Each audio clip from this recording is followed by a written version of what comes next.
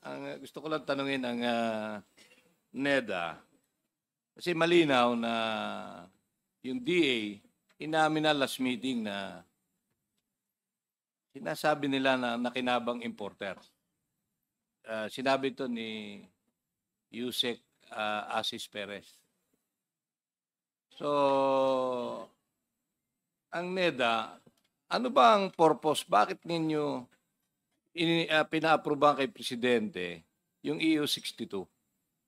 Anong ini-expect ninyo sa presyo ng bigas? Mr. Chair, yun pong objective ng pag-implement po ng EO62 was to curb inflation. Kasi po, yung food inflation, siya po yung pinakamalaking contributor po. So sa parte po ng mga consumers, mataas po yung presyo. So yun po sana yung ine-expect natin with lower tariff, landed cost ay dapat mababa, which yun naman po yung lumabas sa ating mga datos. Magta-translate po sana siya sa lower tariff, ay lower retail.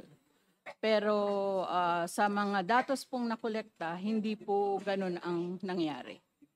So, malinaw na in spite na mababa ang tariff at landed cost, pati yung farm gate price ng ating farmers, hindi bumaba ang presyo. Last meeting, sinabi ng DA na importers lang ang nakinabang dito sa nangyayari. Sa tingin nyo ba, nakikinabang ang importers dito? Mr. Chair, I cannot categorically address that question kasi may ibang ahensya po ng gobyerno na mas may mandato tungkol dyan.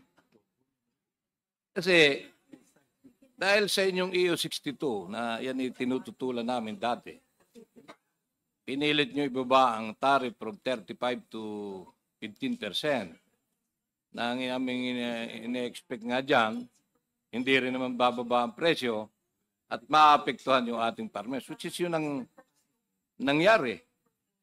Pero kita na ninyo na hindi bumaba yung presyo ng bigas. Pero anong ginawa ninyo bilang kayo ay yung nag-spearhead nung EU62? Nang makita nyo na hindi bumababa ang presyo sa merkado. Anong ginawa ng NEDA? Base po doon sa provision po ng EO62, nag-report po ang NEDA sa Office of the President nung rice situation at binigyan din po namin ng kopya ang Tariff Commission. Ang objective po nito ay tingnan nila kung ano po yung gagawin sa tariff. Kasi wala po sa mandato ng NEDA yung pagbaba ng tariff. Yan po ay magdadaan dapat sa tamang proseso. Pagbaba or pag-akyat ng taripa. Or pag-maintain po ng taripa. Hindi, yun yung review. Pwede nyo Opo. ibabawi taas. Pero yung hindi nyo na-achieve yung inyong purpose, kung bakit nag-recommend kayo na Executive Order 62, wala kayong ginawa para malaman kung saan napupunta yung 7 pesos na ibinaba sa landed cost, yung binaba ng tariff, tsaka yung binaba ng farm gate price ng ating mga palay farmers? Kaya po minungkahi namin po kanina na maari po sigurong mag-delve deeper yung PCC kung ano po yung rason kung bakit hindi po nag-translate yung lower landed cost at doon sa lower retail price sana na ine-expect natin. Pero kung balikan ko po yung presentation ko kanina.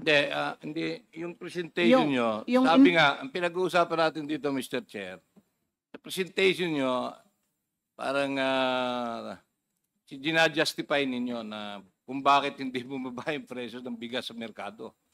Pero yun ang ine-expect ng tao dahil dapat yun ang mangyari.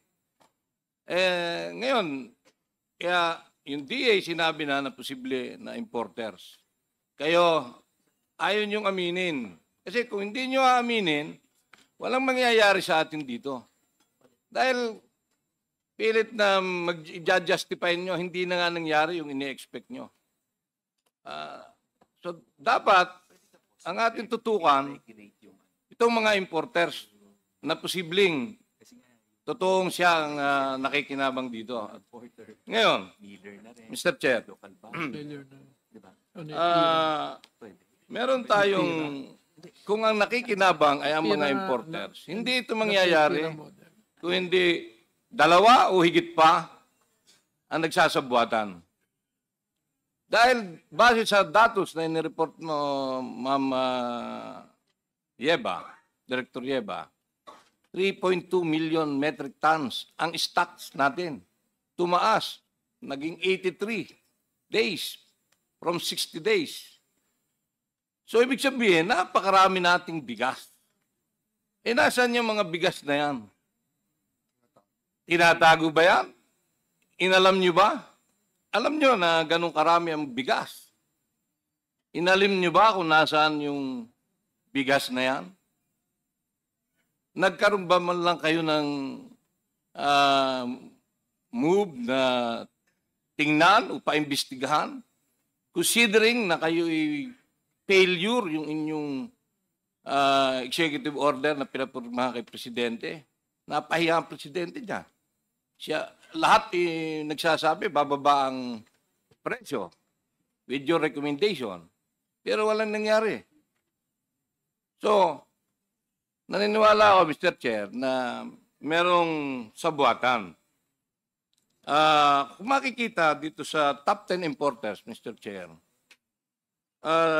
ang number 5 importers ay ang RBS, Universal Grains Traders Corporation. Ang number 9 is Soda Trade Corporation. Pag tinignan natin kung sino ang mga may-ari ng dalawang importer na ito, yung RBS, 153,000 metric ton. Yung Soda Trade Corporation, 119,000 metric tons. Total, 273,000 metric tons. Ibig sabihin, halos sila na yung number 1 importer. Pero, pag tiningnan mo, Mr. Chair, ang mga may-ari, yung Presidente Rosalyn Simukawa, 60% owner. Ito ba'y Pilipino o Haponesa? Dito sa Soda Trade, Rosalyn Simukawa, 25% ang ownership. At ang mga may-ari, Corazon Barnuevo, Vice President. Rosalie Barbuedo, Corporate Secretary. Bernard Ormon Barnuevo, 1%. Rayo Simukawa, 40%. Orville Corazon Barnuevo dito sa Soda Trade, 25%. Orville Barnuevo, 17%. Rosalie Barnuevo. Madalit sabi, Mr. Chair, dalawang malalaking importer, kasama sa top 10, at talo sila na naging number 1 importer, iisa may-ari. Ibig sabihin, dito pa lang, malinaw na merong pwedeng mangyaring sabuatan. Siyempre, gusto nilang kumita. Kaya ang mga bigas natin, nasa bodega. Hindi nilalabas, kaya hindi bumababa yung presyo.